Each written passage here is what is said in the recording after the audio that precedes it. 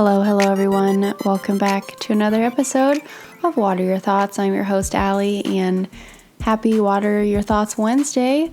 Another week of October. Next week will be November. What the heck? Thanksgiving is right around the corner. Christmas is right around the corner. All the festivities. Can't wait for all of those. Today I have a very special guest. Probably the most special of all. I mean, she birthed me, and I got to sit down and have a conversation with her about motherhood, being a mom, mother-daughter relationships, just growing up, raising 5 kids, all the things. So sit back, relax, and enjoy the episode.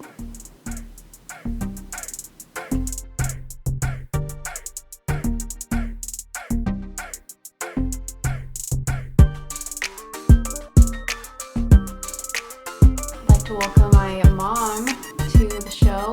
Welcome, Ryan. How are you doing today? I'm good. Thank you so much for having me. What Thanks. An honor to be on your podcast. I mean, you birthed me, so I thought... Well, honestly, I thought I would be your first guest, but...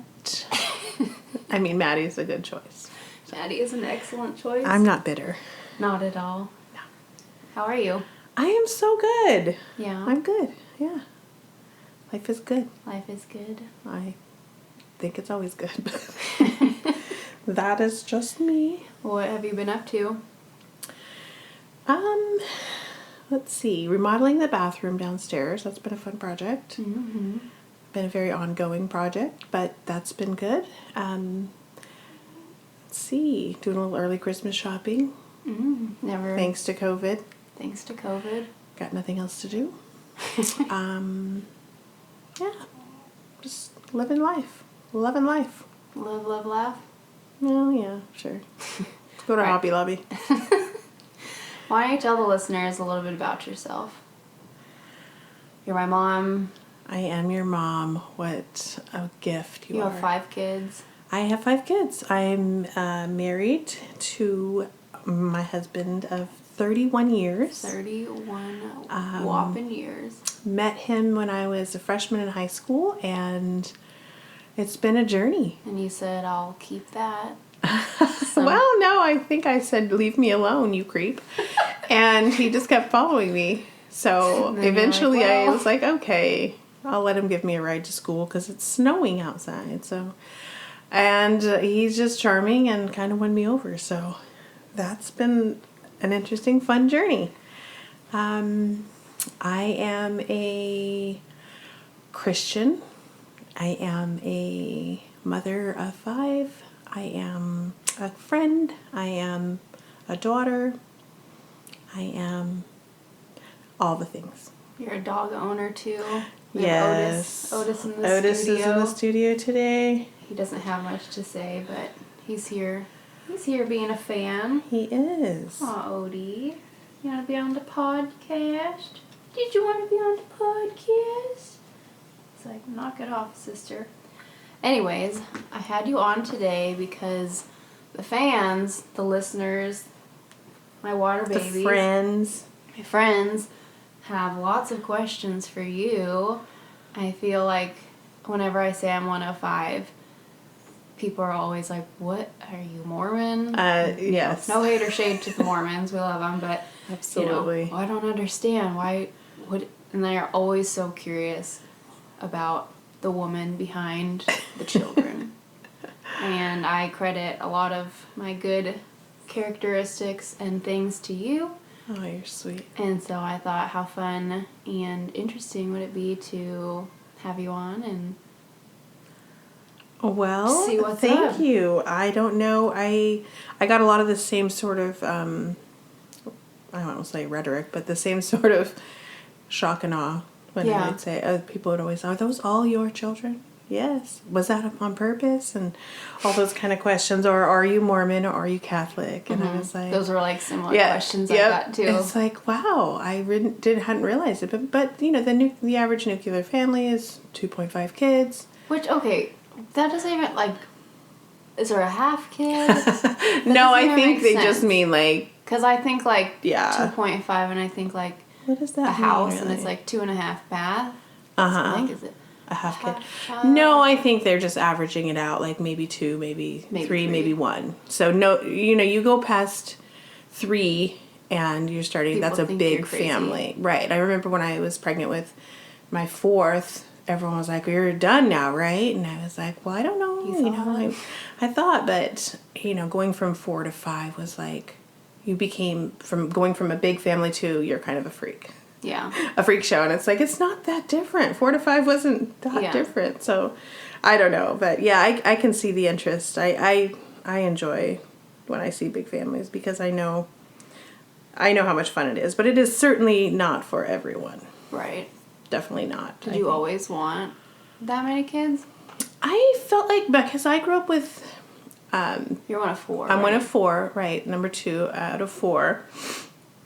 And I always thought that was like great. Yeah. I thought that'd be great. I wanted to be just like my mom and have 2 girls and 2 boys. And I thought that was just going to be my perfect little life. But then I was like, 2 is probably good. Yeah. But I don't know. I just fell in love with everything about it. And I really enjoyed it. And I really love the dynamics of sibling relationships. Mm-hmm. And so that just really fascinated me. And I loved every second of it. So. No plans for more? I think this factory is closed for sure. That factory shut down after number 5. All right, so you have 5. Maybe walk us through the ages. Okay. I have Taylor is the oldest, and she is just turned 30 this year. Mm-hmm. Then I have Alexandria, which is you, and you are 27, and Blake. Is Blake 25 or 26? This is terrible. Well, we'll find out if he ever listens to the podcast. So I want to say he's 25, but I think he turned... You guys are... He's 26. Is he? So you guys are so close in age. Because I turned 28 in February. Oh, wow. So he's 26. Is Taylor 30? Taylor's 30. This is a problem when you have so many kids. I don't know what of my siblings listen to the podcast. So I guess we're going to find out. We're going to find out. We'll get some texts. So, yeah, Blake... so you and Blake are only 16 months apart. Yeah. That was a really fun experience. That was super fun. Then we have Madison, who is 21, going to be 22 at the end of November. Or middle of November. Our Scorpio baby. And then we have the Sneak Attack Jack, who is going to be 20. It's his golden birthday this year. We gotta go all out. We gotta go all out for his little golden birthday. Who knew all of our birthdays this year would be tampered with by COVID? It started with mine because I'm in March, and I was like, oh my gosh, okay, well. At least the rest of the rest of the family will be able to get together, but yeah, so. What has life in quarantine been like for you? You're a stay-at-home mom. I am a stay-at-home mom. But now, you're an empty nester. I am an empty nester, and so that has been, it's been kind of interesting trying to figure out who I am and what to do, and I am enjoying it. I mean, I miss my kids for sure, but I feel like we're all really connected, talk all the time, so. But it's really been fun to get to know Dad again in a different way, because I feel like, sometimes the busyness of your life and raising a family and... well, you've been a mom as long as you've been a wife, pretty much. Pretty much, yeah. We were married maybe less than a year before Taylor came along. So, yeah, we dated for 6 years before we had Taylor. So, but we were very, very young. So... yeah, it's been interesting and fun, and we've just been trying to plan little trips and little getaways for us, reconnecting, and so that's been good. Yeah.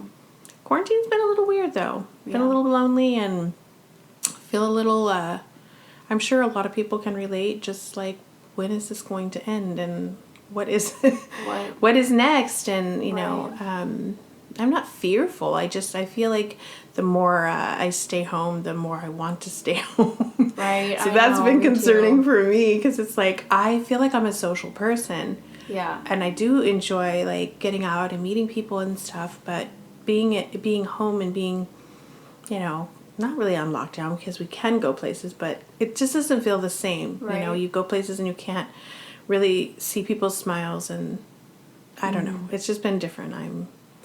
I'm not sure that I like the disconnect. I want to be more connected. Right, me too.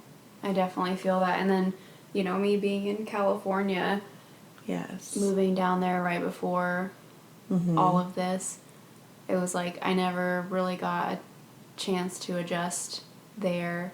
And so I'm like, oh, I miss my family, and I love living in California and I love my life there, but this whole quarantine and disconnect has made it difficult. I'm sure. Yeah, I think also too, coming from such a large family, Yes. you always have such a connection with somebody. You're never alone, really. And so even though, I know you enjoy your alone time, but Not this much. that's when it's your choice, and it's like when you don't have the option Right. to have someone in the next room or just knowing that someone's there all the time, it can be very lonely. It can be lonely. So, all right, switching gears. Let's knock these questions out of the way. Oh my gosh, I'm going to preface any answers with this is my opinion for sure, because I am no expert. I mean, I like to think I am. And, this is news to my children, but I don't know everything. What? I'll do the best I can to answer. I'm not giving necessarily. Not advice. Yeah, these are just my perspective. What worked for you. Yes, and I certainly didn't do everything right. I made lots of mistakes, and that's how you learn, I think. Do you feel like being a mom, you get so much advice and like unwarranted even? Yes and no. I mean, I guess it depends on your sphere. Yes, I feel like you do get a lot of advice and things, what you should do, what you shouldn't do.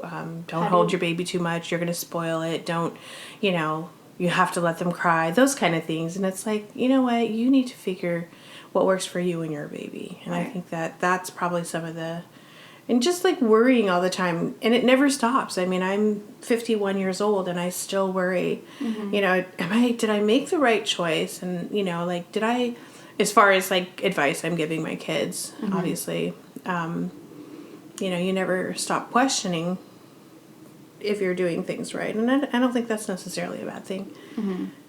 Not that I'm like insecure about it. I just like, right. I want to always be the best for you guys and do the best. But I also want you guys to know that I'm human and I definitely make mistakes.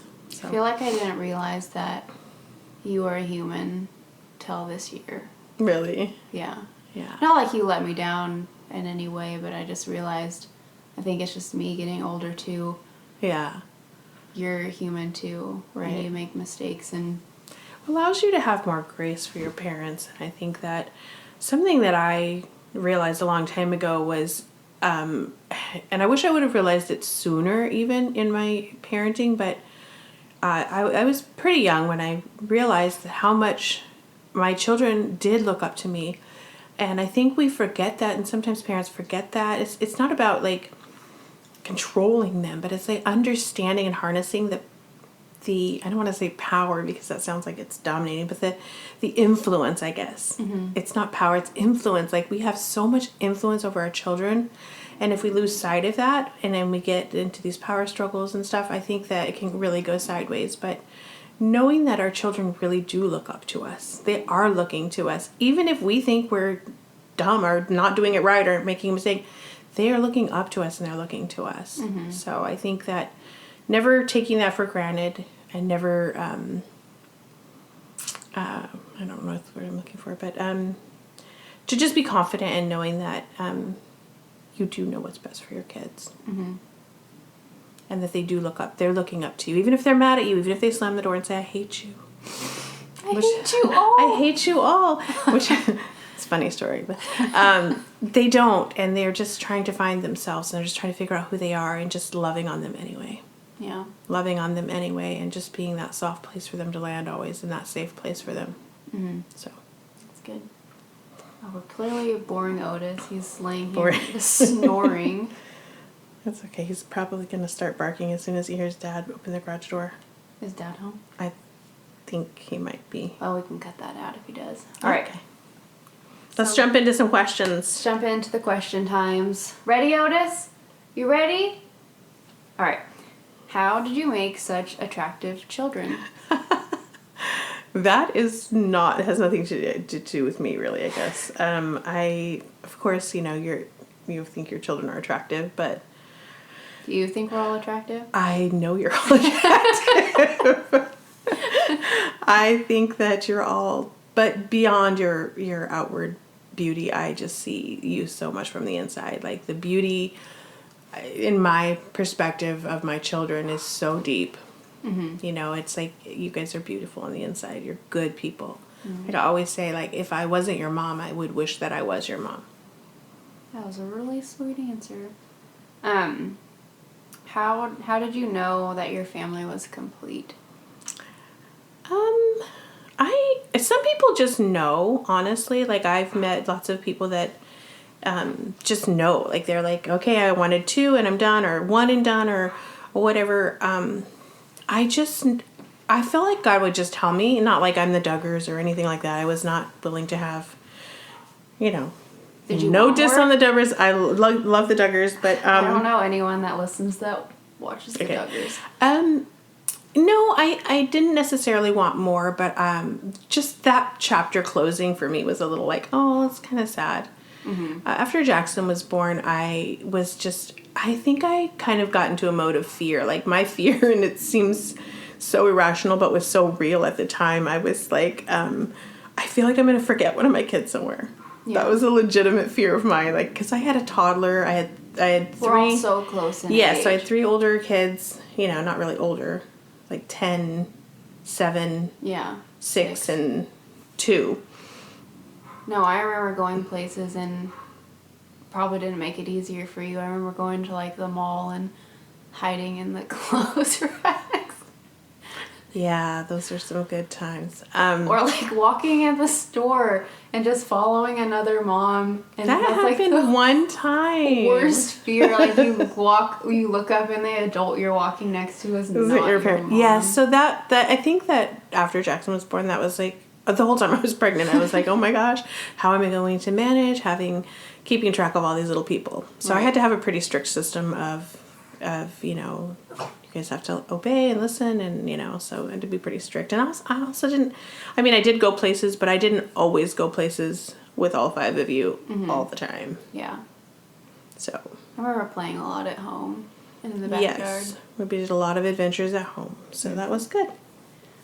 Let's see, tips on raising kids who grow up being friends with each other. Well, that is such a good question.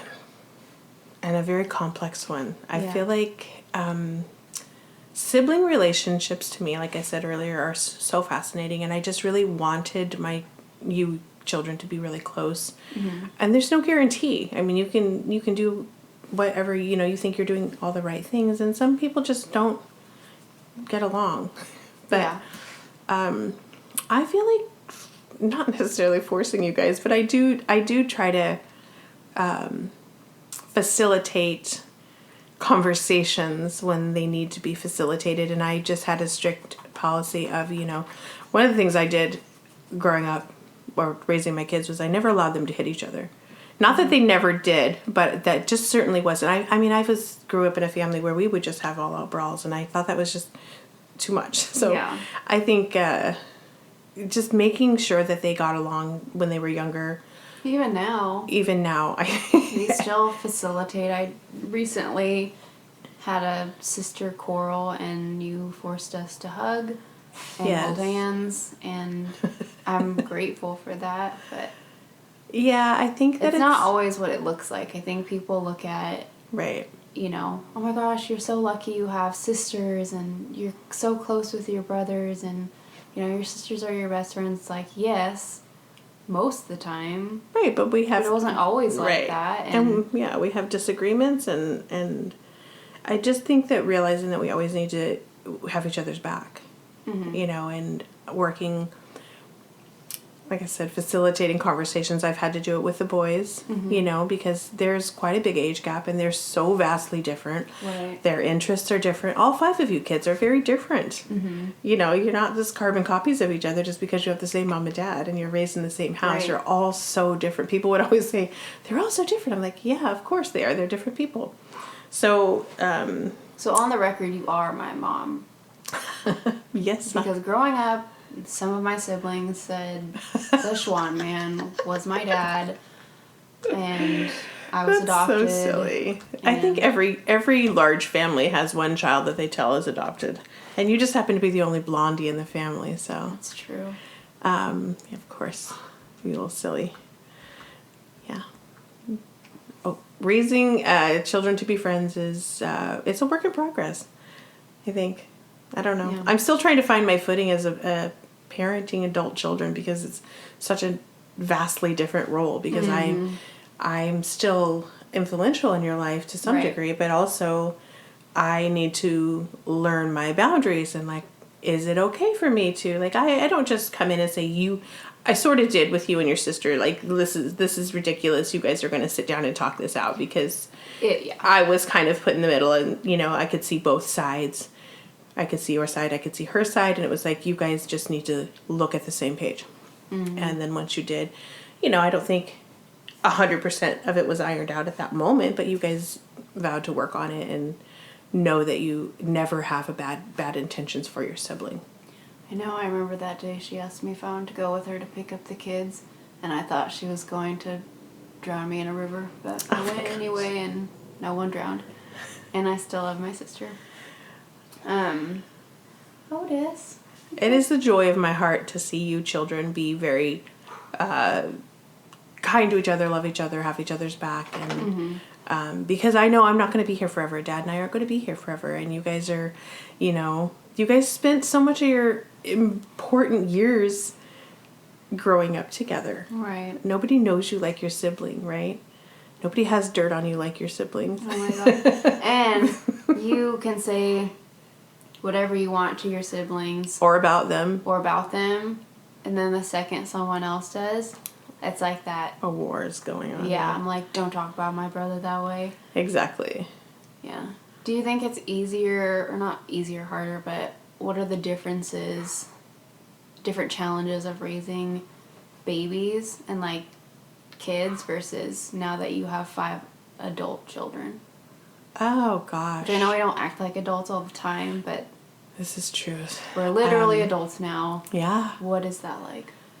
What are your thoughts? What are my thoughts on that? So not obviously, but raising small children requires so much of it's such a physical, you're doing everything for them, you driving them around, you're doing all their chores, basically caring for them in that. So it's much more physically challenging, but raising or, still parenting adult children can be a lot more mentally challenging. But like I said earlier, just trying to back off and go, what is my role? And, I need you guys need to figure things out on your own. Right. If you're not asking for my advice, then I'm not going to just tell you. I'm going to wait and step back. And that's been a process instead of me telling you guys what I think you should do or, just listening for you to ask, waiting for you to ask. Right. What should I do? Did your role as like a mother feel shifted when we didn't rely on you in that way?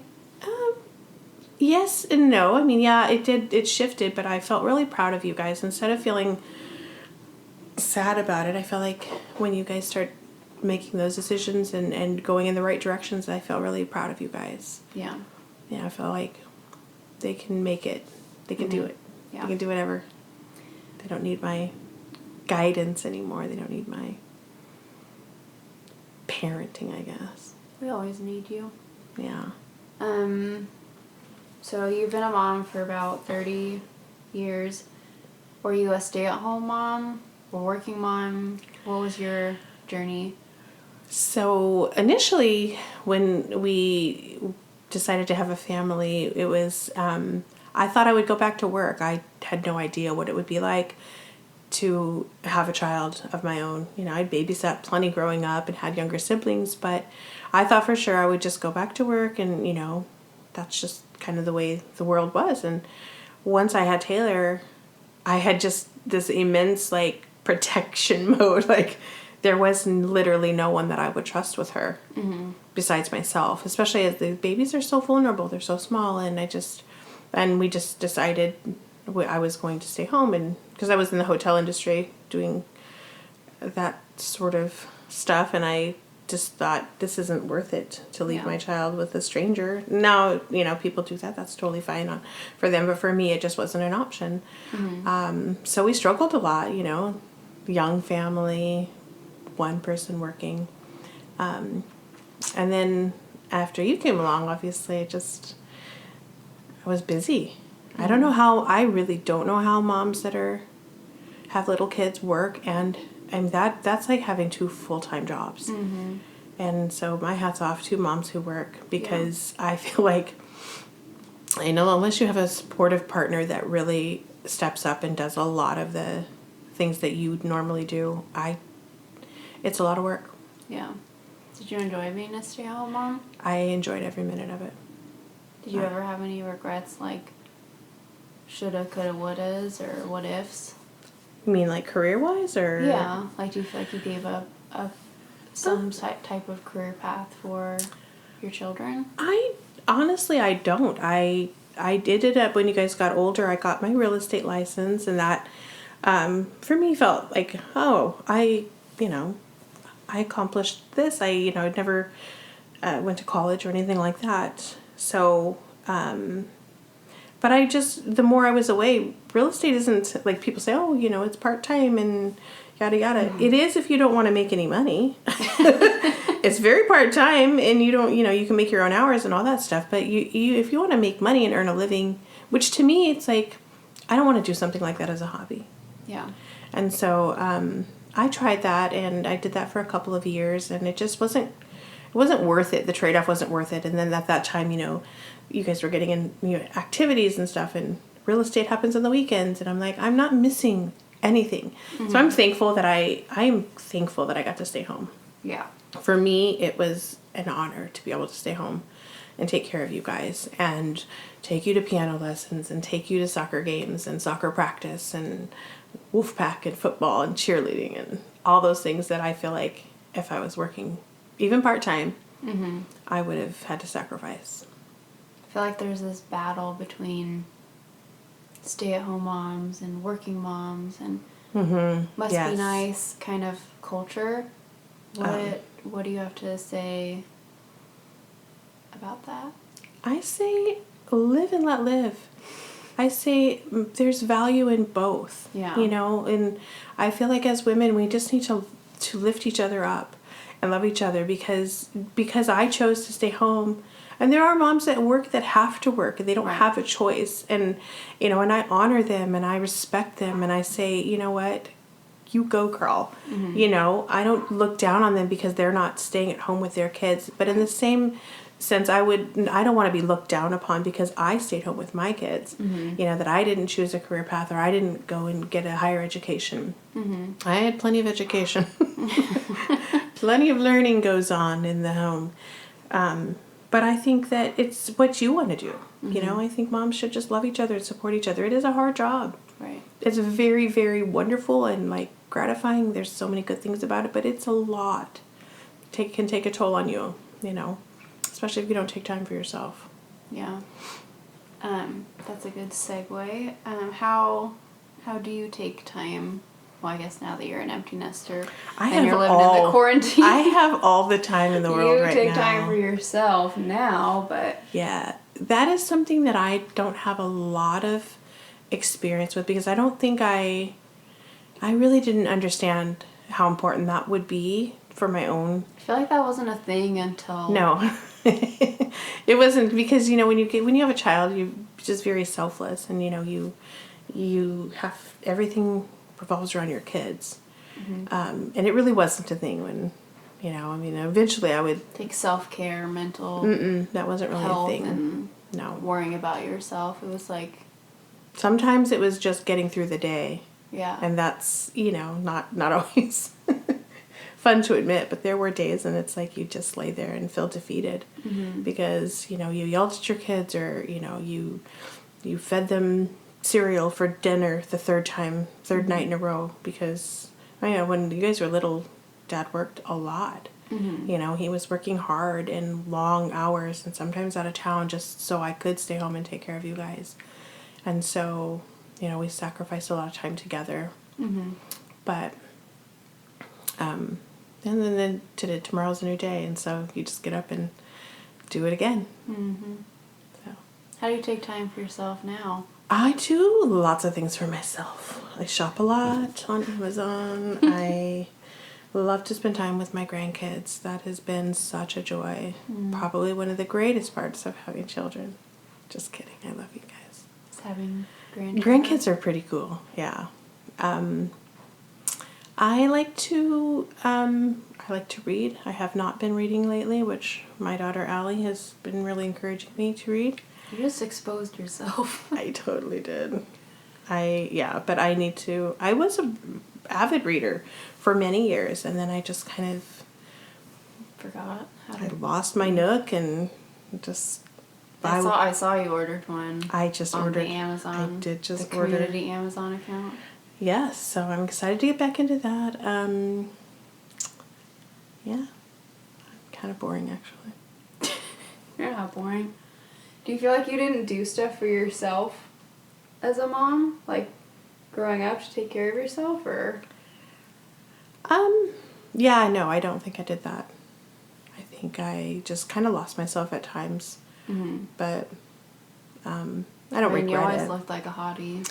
I think that's so funny because yeah, that was always something now I will leave the house without makeup on, or I'll pull my hair up in a pony or throw a hat on. You were always so put together. Back in the day, not only was I put together. We all had matching you kids were, outfits. For me, I don't know why that was such a big deal, but you guys were always looking your best.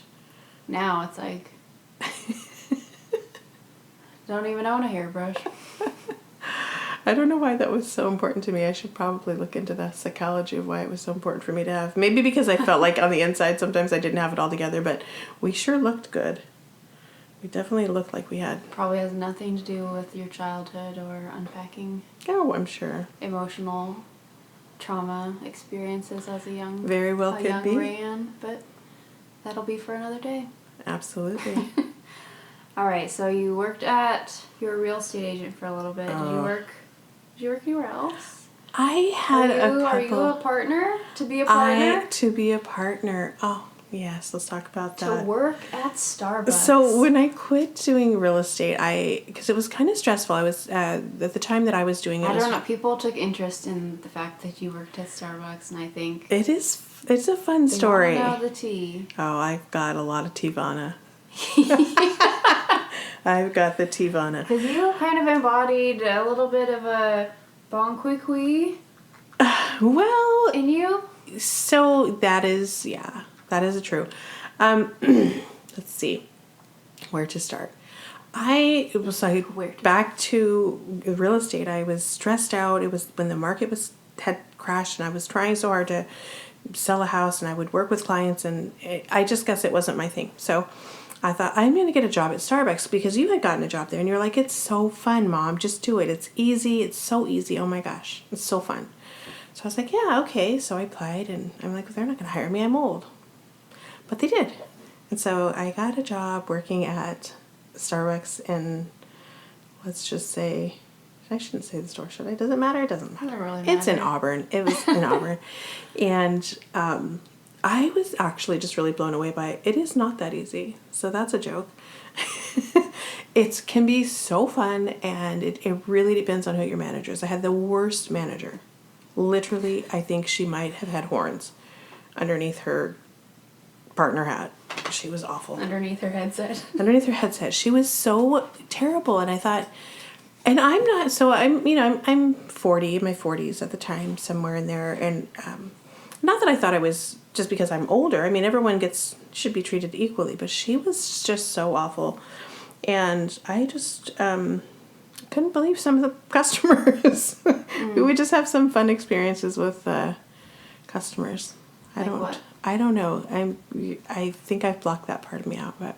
I didn't mean to put you on the spot. Yeah, you kind of did. I'm thinking, like, what... Oh, just some of the crazy drinks that people would order. I don't know. You worked there for a little bit, and then you were done. You threw the apron Yes, I worked down. there for a couple years. I think I was there for like 2.5 years, and I just couldn't do it anymore because Shauna was the worst. I said your name. She was awful. And I just I don't know what was going on in her personal life, and I like to give her the benefit of the doubt because everyone's struggling at some point, Sure. and she could have just been having, I don't know, but she was just being so mean, and I was like, this is just so not necessary, belittling people, made me cover my tattoos with Band-Aids. I'm like, that doesn't look tacky. Right. I have slits on my wrist or something. I had Band-Aids on my wrists, and they would, you know how dirty you get when you're working there. Yes. You'd get That's another whole story. All in the... Yeah. We're not here to expose Starbucks. No. And Quaza, which doesn't exist anymore. But then I decided to go back because my kids went to Sumner High School, and I would always go in there, and people were so nice, and they were like, oh, you should come back. And so I did, and I met the manager, and she was just amazing. And I thought, but it's still Starbucks, and I don't know how this is going to be. Had my hesitancies, but was the best experience. Yeah. Management makes all the difference. Liz was incredible.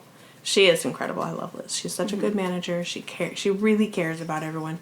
Yeah, she could be hard, and she could be, but that's her job. Right. There's a difference in doing your job and then being mean to people. Right. And she is good. So, but decided to quit that again because I'm 50. And you were done. I'm Sally O'Malley, and I can kick and stretch. And I just couldn't deal with it. I really am surprised how people treat people that work in retail. Right. That was probably the most shocking thing. Beyond some of the aspects of working for a big corporation like that, and feeling at the bottom, and nobody cares, and terrible hours and terrible pay. Beyond all that, the way people treat retail workers. Yeah. I mean, what was your biggest pet peeve? What's the most annoying customer? Oh gosh. If you have more than 3 or 4 modifiers on your drink, we might think you're a jerk. Yeah. I mean, if you have to have a half a packet of Equal and, a quarter of soy milk and 3/4 of... there are people that actually do this. These are real stories, real people. Real people. I had one guy, and I counted them. He had 24 moderators on his drink. It was just unreal. And he would stand there while I was making my drink and watch me make his drink.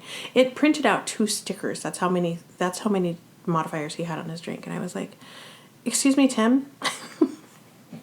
You're cordially invited to never come back. Goodbye. Or, sometimes, and this is terrible, I'm not trying to throw my Christian brothers and sisters under the bus, but it has to be said. It has to be said. It has to be said. Say it. Sunday crowd, the church crowd. Those and were the worst people ever. And I am not going to name the church, but it is a big church in Sumner. And there are a lot of people that would come in there, and they were awful. And I'm saying, I know... I hated working Sundays because of the church crowd was the worst crowd I had ever experienced. The worst, rudest customers. Never tip you. And I don't some people don't tip at Starbucks, and that's just kind of the way Starbucks is set up. And it's I don't care. But if you're calling ahead and you're ordering 10 orders of bagel bites, and you know who you are, and we would turn them off sometimes. And you would say, oh, you're out? And I would say, yes, I'm out. Because it is morning rush. It is church service. People are coming in. They're trying to get to church on time. Got their praise, and you have come. the audacity to order 10 orders of bagel bites. And then you're going to belittle the barista? And then get mad at us when they're not ready when you get there. So those kind of things, we have a lot going on back there behind that counter. And sometimes, I've been to plenty of Starbucks where those baristas are lazy and they're not doing anything and they're rude and they have attitudes. But that was just not the case here. So anyways, the church crowd, sorry for going off on that rant, but y'all need to get some Jesus and be nicer. Right. Maybe they need to caffeinate at home first. Right. Or get right with God and then go to Starbucks. Yeah, so my absolute worst customers were probably the church crowd. The Sunday church crowd, or after church crowd, or even sometimes... Middle of the church crowd? Yeah, we do have a Bible study group that would come in on Monday mornings at 4:30 in the morning. They were pretty friendly. Jesus is not awake at 4:30. Well, they were pretty friendly. But beyond that, the church crowd probably I liked the old man. I even like the teenagers better than the church crowd. And that's saying something because those kids can be really a handful. I liked the old man at your Starbucks. Cliff. I wonder how Cliff is doing. He was just a gem, wasn't he? Yeah. He would brighten my day. Do you know how many times I would not let him, I would buy his coffee? He always just got a tall pike. And I think he only bought, I don't think he really liked coffee that much. He would just come in there and do his Bible study. Mm-hmm. He just liked the company. His wife was very ill, and he was just I met so many wonderful people working at Starbucks. Beyond the customers that were not nice, I would say the people that I met were so incredible. I met a lot of wonderful people. I met a lot of people that I still talk to this day. There you have it. That is the tea. So yeah, Starbucks is good. They're great. They're good. I don't really drink their coffee, but when I worked there, I did. But yeah, so it's free. It is, yeah. But church crowd, hear me. Stop it. Okay. Be nice. Stop to your it. Be nice. Be nice to your baristas. Right. Enough of that. The Starbucks rant is over. Officially over. I think the people that asked about that will be satisfied. I hope. I'll have some better stories. I'll have to come up when I'm prepared with some of the funny stories of things that happened at Starbucks. Starbucks tell all. Starbucks tell all. Mm-hmm. All right. You've been married for 31 years. Mm-hmm. And you've had some tough times. Yeah, for sure. Hasn't been rainbows and butterflies every day. It has not. No, that, I used to get upset when people say, oh, marriage is hard, Right. Like, it's what you make it. But it really is hard. It can be really hard. And I think, what are your thoughts? My thoughts on? What are your thoughts on? What are my thoughts on? Give me a specific. Because I think. On marriage, on making it last. I think that marriage with kids. What are your thoughts? I think Give us that. some nuggets. Give us the advice. The advice is, it is a worthy endeavor. I think that I was fortunate or unfortunate, I don't know how you want to look at it, but I had enough people in my life, and surround yourself with good people that champion your marriage. People don't get married to get a divorce. Mm-hmm. It's just not. Amen. And I do realize that it happens, and sometimes people make mistakes, and but I think that genuinely, when people get married, they get married forever. Mm-hmm. They get married with the intention of loving each other forever. And we live in a society that just doesn't really support that. Mm-hmm. That aspect. It's like for now, you're good enough for right now, or and it's probably only gotten worse with social media and people just always having a roving eye looking other places. So my advice is surround yourself with people that champion your marriage. Mm-hmm. Other couples. I have a really incredible network of friends that it's easy to say to your friend when they're saying, oh, I just want out, I just want to quit. It's easy to say you should, or those things. It's a good friend that will say no. Yeah. Stand up, fight for it. Right. And so I happen to have some very good friends that just said no. I'm going to call you on your crap. Right. You're being selfish. Mm-hmm. You're being, you're looking at it from your perspective. And so it hasn't always been easy. There's been a couple times, but the blessing that we've had has been we never both wanted to quit at the same time. Interesting. Yeah, there's been times when he wanted to quit, and there's been times that I wanted to quit, but it never happened to be at the same time, and I'm thankful for that. I'm really thankful. Me too. Because honestly, I think that I had also had some friends that divorced even after a long time. I had a friend that got divorced after she was married for 20-some years, and later she came back to me and said, it's not worth it. Mm-hmm. She regretted it. I would say probably 95% of the people that I know that have divorced have some regret. They wish they would have fought harder. They wish they would have, there's that percentage of people that were like, no, that was the best decision of my life. And certainly if you're in a relationship that's abusive, or, there's other stuff going on, I it's not like I'm against divorce if if that's, but for me, especially having such a large family, I feel like it fragments the family so much when you get a divorce. Because you came from yes. family. And it really can destroy it. Some people I've seen get divorced and they're still good friends, and they're great parents, and they work together, and I think that's awesome, and I support that. But oftentimes that's not the case, and it really does. Or if there's one person that wants the divorce and the other one really doesn't, and then that person gets left behind, and that just leaves a trail of brokenness, and then that affects the children. Right. So I would just say you have to work on your marriage. It's not just going to happen. Things change. People change. You know, as we go through different seasons in our life, and you know, our looks change, our bodies change, right. our interests change. You just have to love them through that, and purpose to love them through that. And it's not always easy, but I would just say, you know, it is a worthy endeavor. I'm so glad that I didn't give up. You know, there was a moment in time when I was ready to quit because I was just so exhausted. Right. And he said no. You know, Brad thank said your no. dad, because he said absolutely not. And I said yes. And I was throwing a fit, and I was like, I'm done. I don't want to do this anymore. And he said no. And I was like, wait, that's the first time Brad's ever told me no. He never says no to me. He gives me whatever I want. And so he said, no, I'm not. We're not giving up. We're not quitting.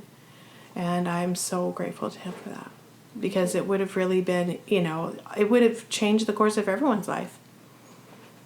So, but it is a worthy endeavor, and that's what I really want the point to get across, that yes, it's hard and you go through these times, and, you know, but it's a worthy endeavor. It's worth working for. Anything worth having is worth working for. Right. So, Otis, yeah. stop licking yourself.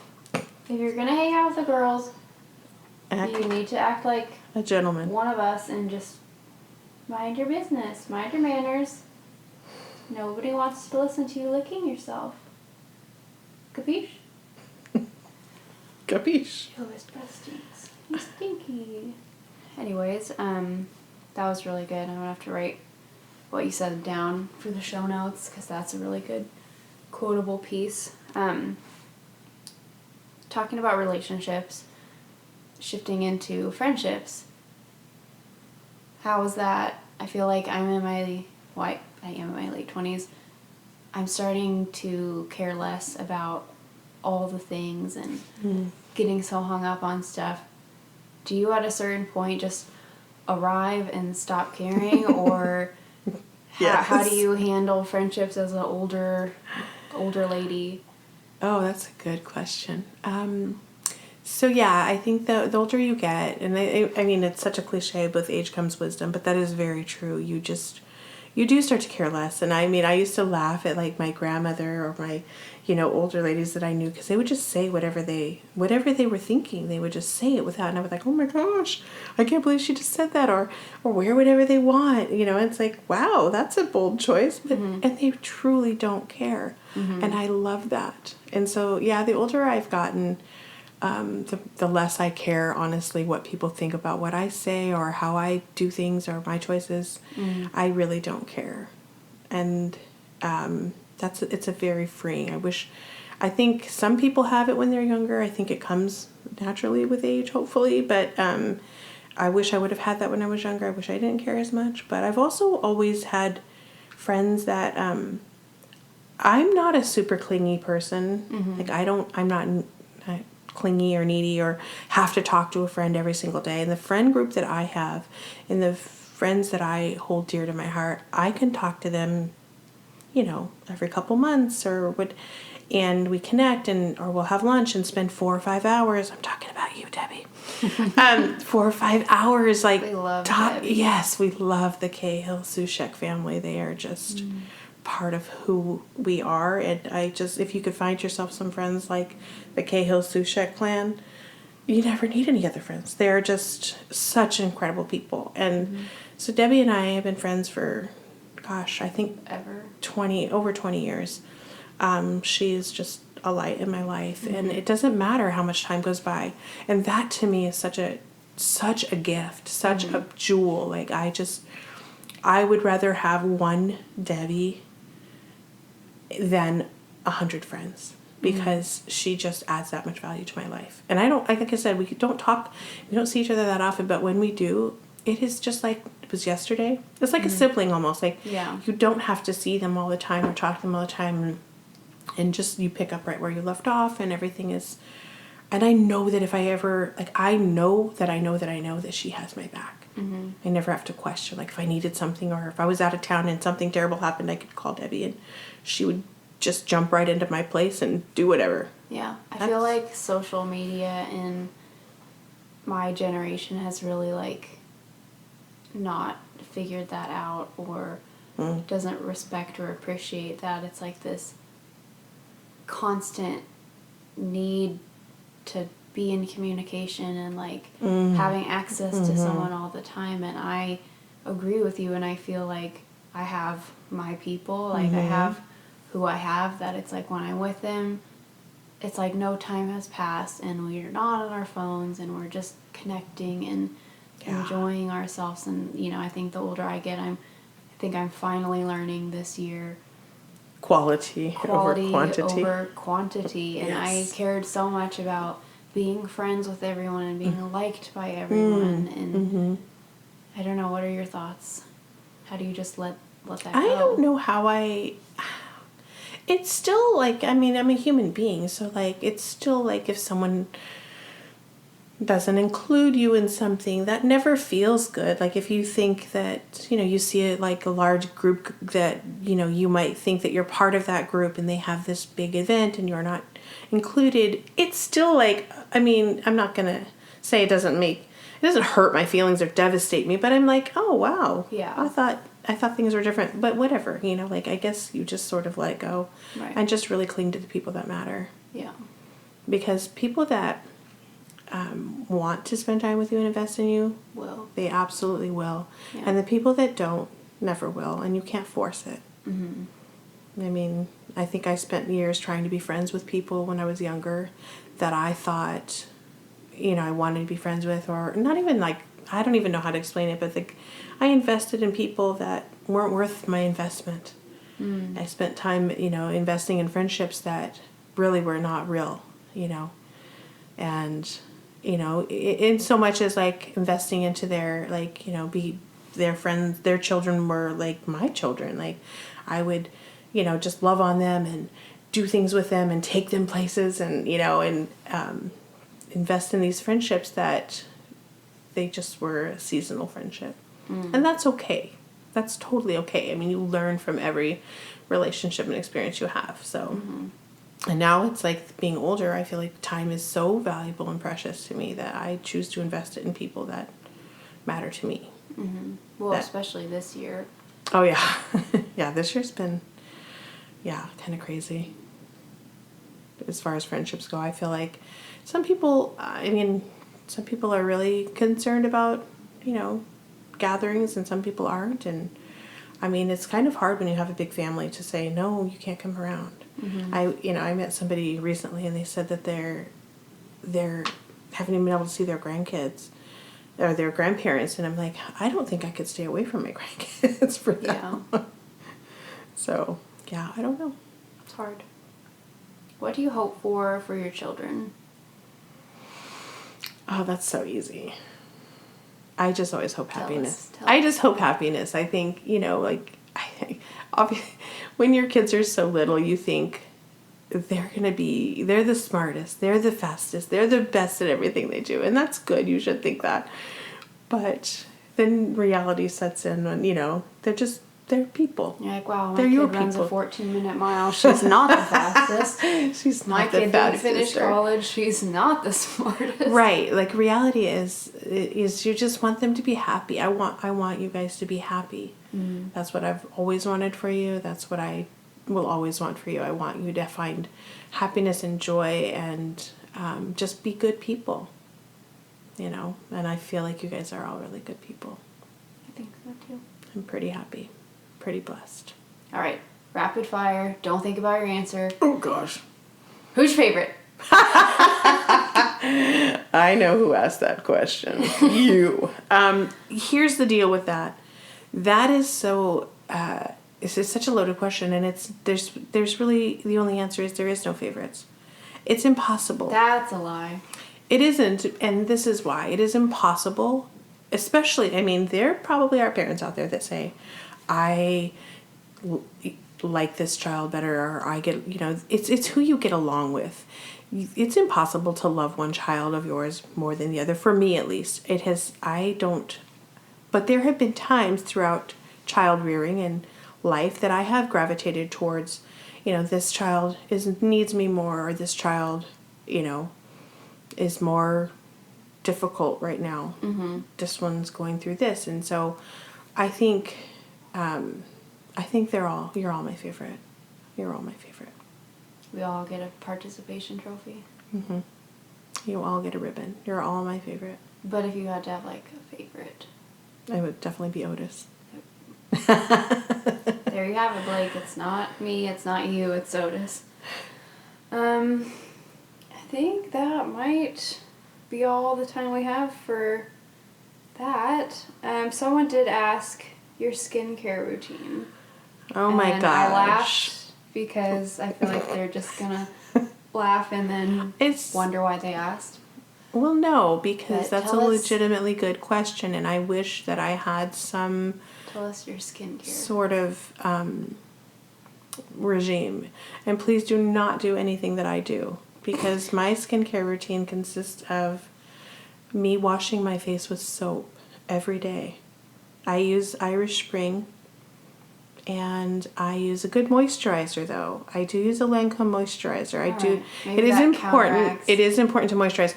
But I have oily skin, and so that's just what works for me. And my daughter, who works in makeup, is probably screaming right now and yelling at me because she tells me not to use soap all the time. And then your other daughter's probably screaming and yelling at you because of the toxins. The toxins, yes. So that is my skincare routine. I wish that there was... I think genetics plays such a big role in how your skin is. Yeah, because Granny's skin is so beautiful. Mm-hmm. I have a lot of Cherokee and a lot of Portuguese, and so... Portuguese. And so for a long time I thought I was Italian, but only 5%, so... I used to be Italian, but now I'm not. Now we're Portuguese. Now we're Portuguese, and so I think genetically I just have... I was really fortunate. I did get really thick thighs, though, so if that makes you feel any better. I might have good skin, but I do have thick thighs. So, I mean, you gotta pick your... You can't have it all. You cannot have it all. All right, what is one piece of advice you would give to a young Rayanne? Oh my gosh. So much. One piece of advice that I would give to me as a younger me would be... Me to me. Be kinder to yourself. Have more grace with yourself. Stop overanalyzing what people say or think, or just love yourself a little bit more. I've learned that, over the years, and I've gotten way better at having grace with myself, but I think I'm my worst critic, and especially like child rearing, because I hate that term. I'm sorry. Raising children. What's a better one? Just child rearing. Okay, yeah, now that you say it, I don't know why that sounds terrible. Okay, so raising children. Thank you. I'm going to have to put explicit on this episode. I'm really sorry. That never even crossed my mind, you little stinker. Yeah, be kinder to yourself. Trust yourself. You surround yourself with people, like, especially as a young mom. You surround yourself, or even a young person, surround yourself with people that lift you up. I always say that you're the sum of the 5 people that you hang out with. You're the average of the 5 people you hang out with. Elevate your water table. If you're around people that aren't lifting you up and building you up, and you're the only one doing that to your peer group, get some new friends. Get around people that build you up and encourage you. So that is all I have, unless you have something else for me. Oh, can I just say something about people who choose to not have kids? Sure. I love you, and I think that, you know what? Do not ever let anyone guilt you or shame you or make you feel like you are not doing what you're supposed to do. Because just because I had 5 kids and I'm, the spokesmodel for all the children. There are a lot of people that should not have kids, and I'm not saying that to put anyone down, but like it's not for everyone. And I have so much respect and admiration for people who choose to not have children. And they consciously make that choice, because a lot of people just think that's what they have to do, right? You get married, you have kids, But people who make the decision and say, I'm not going to have kids, good for you. I really champion thought you you. were going somewhere different with that. Why? I feel like people get a bad rap, or they get pressured into thinking and that I'm glad you said that. That they have to have kids. I mean, just because I'm a mom with lots of kids, it doesn't mean that everyone needs to do that. Right, it's not this divisive and sides. I think that it almost takes more thought to not have them. You know what I mean? Like people that make that conscious decision. So I just wanted to say that, because like I'm all pro family and love kids, and yay for families and kids, but those people who choose not to, I champion you too, and I think good for you. Live your best life. You have so much to give, and being a parent, if that's not your calling, then good for you to not do it. Don't just do it because you think people think you should do it. That's all I want to say off the soapbox. However you choose to do it, good for you. There's no right or wrong way. All right. Any big plans for empty nester life? No. I know we can't really travel. Not right now, but we're doing small little trips here. Yeah. We're just trying to get in little weekend trips. Right now Dad still works a lot, so and I start working for him a little bit, just doing a little bit of his stuff. Admin things and little bit of admin things here makes me feel like I'm doing some cool stuff. But no, nothing really major. We would like to travel to Turkey to see our friend Mick and his beautiful bride Anne-Marie. And I would love to go to Portugal. To meet your long lost relatives? I don't even know if I have any long lost relatives over there. Probably, I'm sure I do. But I would just love to see it. It looks so beautiful. I'm excited about that. So yeah, travel. More grandbabies if that's in the cards for us. I mean, we're totally open to that. I thought for sure I'd have like 10 or 20 by now, but I have 2 and I'm so grateful. But it's fine. It's totally fine. No, I'm ready whenever they are. That's the thing. Ready when you are. Ready whenever you are, and Mimi will be here. Mimi will be here. All right, wrapping up. 3 things that have gotten you through the quarantine. They can be like literal things.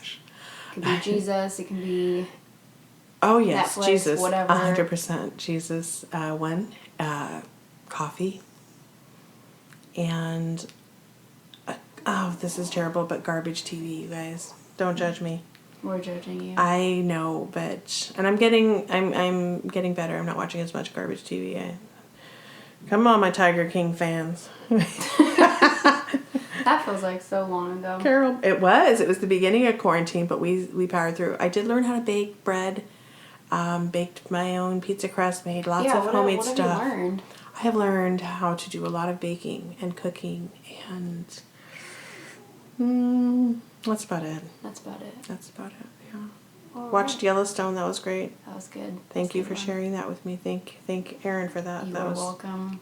So good. June 2021. I've actually traveled quite a bit. You have? I've actually traveled quite a bit. Under radar. Under radar. Been seeing my mom a lot in Nevada. Been coming to LA. Seeing some of my family there in LA. Hanging out in Long Beach. The LBC. Yeah, that's Snoop Dogg. And then Brentwood. The bougie Brentwood. The things, all things. So I've traveled quite a bit, so. And in fact, I'm going to Oregon next weekend. And then I'm going to Nevada if the a serial following killer weekend. was listening to this, they'd know right where I'm going to be. They would know exactly where you're going. I'd like to see them try and get me. They'd give me back. All right, we gotta go. We could talk here forever. That's what we do. We'll just maybe have you on again. How about that? That sounds good. To be continued. TV. But for now, thank you for being on the show. Well, thank you for having me. Thank you for being here. Thanks for being my daughter. Thanks for being my mom. I love you. I love you. Okay. All right. Thank you guys so much for listening to today's episode. I hope you enjoyed it. I know I did. If you like it, let me know. If you don't, you can also let me know. It won't hurt my feelings.